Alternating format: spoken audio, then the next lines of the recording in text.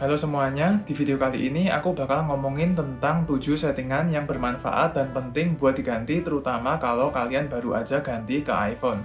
Sebelum videonya dimulai, kalian bisa dukung channel ini dengan cara ngasih like di video ini dan juga subscribe ke channel ini. Kalau begitu, kita langsung aja mulai videonya dengan settingan yang pertama. Yang pertama, aplikasi-aplikasi pihak ketiga itu kadang-kadang ngasih pop-up nyuruh kita buat ninggalin review atau bintang di App Store. Pop-up ini bisa kita nonaktifkan selama-lamanya dengan cara masuk ke pengaturan, lalu scroll ke bawah ke App Store, lalu matikan permintaan untuk ngasih penilaian di aplikasi-aplikasi. Yang kedua, secara default iPhone itu meskipun dalam keadaan terkunci masih memberikan akses yang cukup banyak, misalnya seperti Control Center dan juga Today View dan juga Search. Kita bisa atur apa aja yang bisa diakses saat iPhone kita terkunci dengan masuk ke pengaturan, lalu masuk ke menu Face ID, lalu kita tinggal scroll ke bawah sampai kita lihat berbagai pilihan apa aja yang bisa diakses saat iPhone ini lagi terkunci. Jadi misalnya Control Center bisa dimatiin aksesnya supaya saat keadaan terkunci iPhone kita itu nggak bisa dimatiin mobile data ataupun Wi-Fi-nya. Yang ketiga, kadang-kadang di iPhone itu meskipun kita selalu kesambung ke Wi-Fi, bisa aja kuota itu diam-diam berkurang. Kita tinggal masuk ke pengaturan, lalu pilih settingan seluler, lalu scroll ke bawah sampai kita ketemu toggle bantuan Wi-Fi, lalu kita matikan toggle tersebut.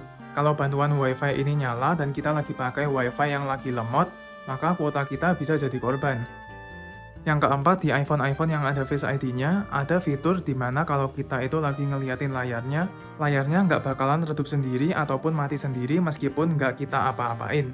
Untuk nyalain fitur ini, kita tinggal masuk aja ke pengaturan, lalu masuk ke aksesibilitas, lalu masuk ke menu Face ID, lalu ada toggle fitur sadar perhatian dan tinggal kita nyalakan aja. Dengan fitur ini nyala, selama layar iPhone itu kita pantengin dan kita liatin, layarnya nggak bakalan redup sendiri ataupun mati meskipun nggak ada sentuhan ataupun input. Yang kelima, terutama buat iPhone-iPhone yang ukurannya gede ataupun pengguna yang tangannya ukurannya relatif kecil, ini adalah fitur yang ngebantu banget buat akses iPhone kita dengan satu tangan. Kita tinggal masuk ke pengaturan, aksesibilitas, sentuh, lalu kita nyalakan toggle keterjangkauan. Dengan fitur keterjangkauan ini nyala, konten-konten atau tombol yang ada di bagian atas bisa dengan gampang kita pencet dengan cara kita swipe ke bawah dari ujung bawah layar buat ngebawa layarnya itu jadi separuh ke bawah. Yang keenam, kita bisa ngehemat waktu dalam ngetik kalimat-kalimat yang sering kita pakai. Kita tinggal masuk ke pengaturan, papan ketik, lalu pencet menu penggantian teks.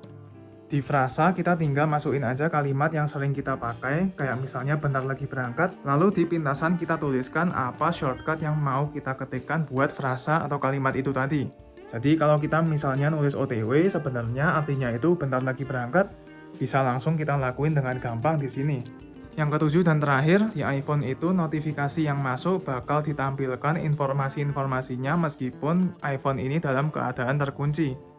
Buat menyembunyikan isi notifikasi selama iPhone kita terkunci, kita bisa masuk ke pengaturan, pemberitahuan, lalu ada menu tampilkan pratinjau. Di sini kita tinggal pilih saat tidak terkunci. Dengan settingan ini, notifikasi-notifikasi bakal disembunyikan isi atau detailnya selama iPhone kita dalam keadaan terkunci.